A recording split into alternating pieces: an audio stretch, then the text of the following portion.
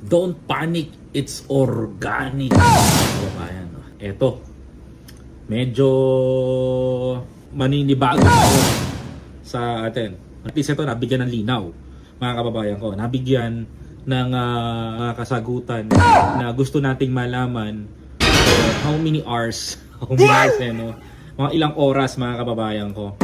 Sa wakas, mga kababayan, at least merong isang sumagot doon sa ating panawagan. Natin yung ibang mga kababayan natin na dumating dito. Discuss natin, mga kababayan ko, kung ano-ano nga ba yung kahihinatnan nitong naging karir ni General Nicolas Torre, mga kababayan ko. No. Maraming mga questionable ngayon, mga kababayan ko.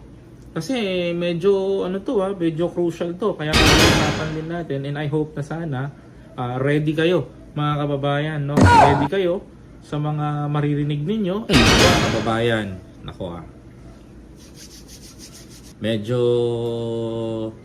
pitik-pitik tayo, mga kababayan. But let's wait kung ano nga ba ang status nung mangyayaring ito.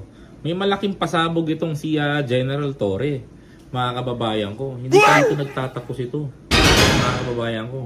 Kasi ito palang kay General Torre ay mayroong isang sabi.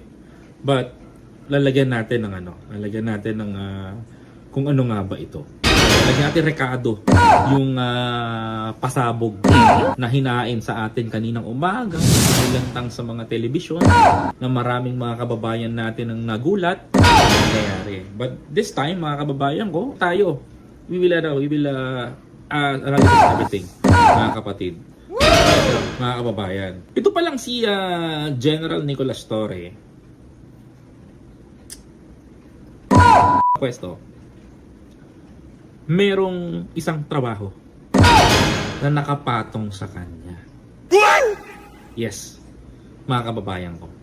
Ako, naliwanagan na ako kung bakit si General Torre. Medyo na-visualize ko na yung mangyayari, mga kababayan. At nakita ko na yung pwedeng possible na mangyari.